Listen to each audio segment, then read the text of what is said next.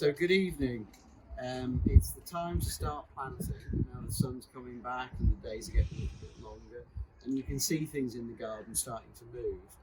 And today I just wanted to mention something that I'm sure is important to a lot of people who garden, and that's the wildlife aspect of the garden. I know it's a cliche, but it really does bring life literally into the garden, and it's something particularly the kids love.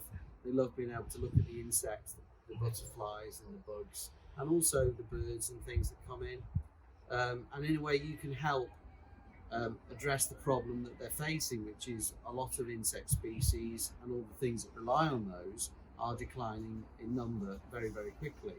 And our gardens can become like little miniature nature reserves that do help them and offer them places to eat and places to, build their homes, particularly things like the birds. So today I've got a selection of plants that are looking nice at the moment, and they're either going to give the early bees something to go at, or they're going to flower a little bit later, and obviously when it's warmer you're going to have more of those pollinating insects flying around. And I've also selected some native species as well, because those have been proven time and time again to offer a lot of benefits to a huge range of insects that have obviously evolved to live on British plants. So the first thing I'm going to mention is a bit of a naughty one really. This is French lavender, and it's in full flower, and obviously at this time of year they wouldn't normally be flowering, but this has been full. So if you're going to plant this in the garden, just make sure that it gets a little bit of shelter and protection if it's a very cold night. But once it's hardened up, it'll be fine. Like all lavenders, they originally came from the Mediterranean, whether we call them English or French, they all came from there. We think the Romans brought lavenders to England originally because they loved using them when they were bathing and for the scent. But they are absolutely loved by the bees. The bees will work over a whole lavender plant. They won't go anywhere else. They'll make sure they've got all the pollen that they can and the nectar. So sunny position, well-drained soil, and you shouldn't have any problem at all with that. The two native plants that I've chosen, you'll all be familiar with this. This is the native wild primrose, so it's got this lovely typical primrose yellow colour, and it's great in a shady position or a partial shady position, maybe underneath something. Traditionally they would grow at the foot of hedgerows, so that's the sort of conditions they like. They don't like to be dry, which in our climate may be a real blessing.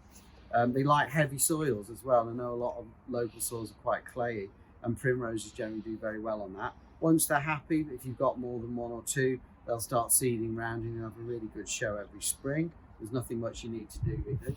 And the other native plant is the pulsatilla, or the pasque flower, because it normally flowers around Easter. I think this is an absolute stunner. It's a very rare British native now. It tends to like chalky soils actually, but it will grow on acidic or neutral soils as long as they're really well drained and you've got them in full sun. So maybe if you've got a rock garden, or they would grow in a pot. You'd add extra grit to make sure the drainage was good, and they'd be fine in there. This one is a real favourite for most gardeners because it manages to be compact, evergreen, and flower in the summer, and there aren't many shrubs that do that. It's one of the Hebes. This one's Claret Crush, which I've chosen because not only do you get this fantastic red, wine red foliage, but you also get these lovely blue flowers in the summer. Again, all the Hebes, the bees absolutely love them. And although they're in New Zealand and most British winters they don't have a problem with. The last one, cottage garden favourite, everybody knows this plant. This is flowering currant. It's got that very distinct smell, which has been unfairly compared to cat pee, but I think it's actually a bit nicer than that. It has these red cascading heads of flowers early, so this is kind of flowering about the time it should be flowering. And again, it's dead easy to grow, which is one of the reasons why it's been a favourite for decades and decades. It will grow more or less anywhere as long as it gets a little bit of sun. It's quite happy on heavy soils, and you can prune it after flowering if it gets too big. As I say, it's just a great back of border plant. The last thing I'd mention, as we're talking about wildlife, is chemicals. And if it's possible, try not to use insecticides, because insecticides don't choose what they kill. So they don't differentiate between the insects that we like to keep, like the bees and the butterflies, and the things that we don't. So if it's possible, really cut back on the amount of insecticide you're using, and only use it when it's a matter of saving something.